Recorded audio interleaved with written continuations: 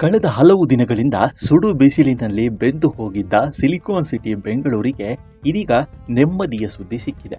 ಭಾರತೀಯ ಹವಾಮಾನ ಇಲಾಖೆ ನೀಡಿರುವ ವರದಿಯ ಪ್ರಕಾರ ಮೇ 29ರ ಶುಕ್ರವಾರದವರೆಗೆ ನಗರದಲ್ಲಿ ಮಳೆಯಾಗಲಿದ್ದು, ಬಿಸಿಲಿನ ಝಳದಿಂದ ಸ್ವಲ್ಪ ಬಿಡುವು ಸಿಗಲಿದೆ. ಬಂಗಾಳ ಕೊಲ್ಲಿಯಲ್ಲಿ ಉಂಟಾಗಿರುವ ಚಂಡಮಾರುತದ ಪ್ರಸರಣವೇ ಈ ಹಠಾತ್ ಹವಾಮಾನ ಬದಲಾವಣೆಗೆ ಪ್ರಮುಖ ಕಾರಣವಾಗಿದೆ. ಈ ವ್ಯವಸ್ಥೆಯು ಬೆಂಗಳೂರು ಸೇರಿದಂತೆ ರಾಜ್ಯದ ವಿವಿಧ ಭಾಗಗಳಲ್ಲಿ ವ್ಯಾಪಕ ಮಳೆಗೆ ಪೂರಕ ವಾತಾವರಣವನ್ನು ಸೃಷ್ಟಿಸಿದೆ.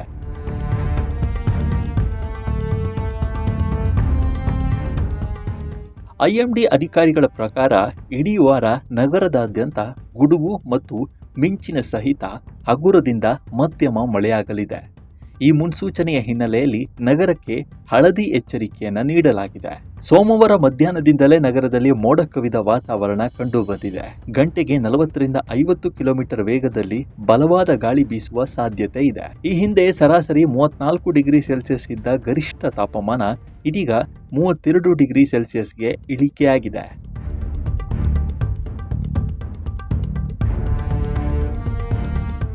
ಕೆಲವು ಪ್ರದೇಶಗಳಲ್ಲಿ ತಾಪಮಾನ 30 ಡಿಗ್ರಿ ಸೆಲ್ಸಿಯಸ್ಗಿಂತಲೂ ಕಡಿಮೆ ಆಗುವ ನಿರೀಕ್ಷೆ ಇದೆ. ಕೇವಲ ಬೆಂಗಳೂರು ಮಾತ್ರವಲ್ಲದೆ ಉತ್ತರ ಒಳನಾಡು, ಕರಾವಳಿ ಮತ್ತು ದಕ್ಷಿಣ ಒಳನಾಡಿನ ಬಹುತೇಕ ಜಿಲ್ಲೆಗಳಲ್ಲೂ ಮೇ 29ರವರೆಗೆ ಯೆಲ್ಲೋ ಅಲರ್ಟ್ ನೀಡಲಾಗಿದೆ.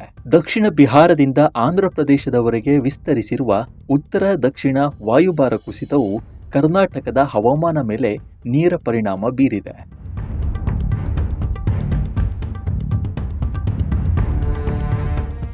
ಒಂದೆಡೆ ದೇಶದ ಮಹಾರಾಷ್ಟ್ರ ಮತ್ತು ದೆಹಲಿಯಂಥ ರಾಜ್ಯಗಳು 43ರಿಂದ 47 ಡಿಗ್ರಿ ಸೆಲ್ಸಿಯಸ್ನ ಸುಡುವ ಶಾಖದಿಂದ ತತ್ತರಿಸುತ್ತಿದ್ದರೆ, ಬೆಂಗಳೂರಿಗೆ ಮಾತ್ರ ವರುಣದೇವ ಕೃಪೆ ತೋರಿದ್ದಾನೆ.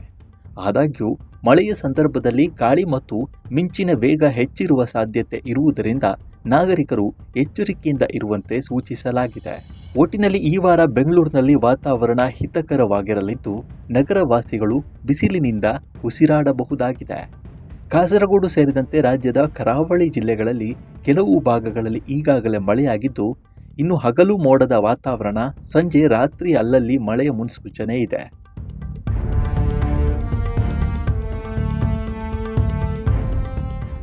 ಗುಡುಗು ಸಾಧ್ಯತೆಯೂ ಇದೆ. ಈಗಿನಂತೆ ಮಳೆ ಮುಂದುವರಿಯುವ ಲಕ್ಷಣಗಳಿವೆ.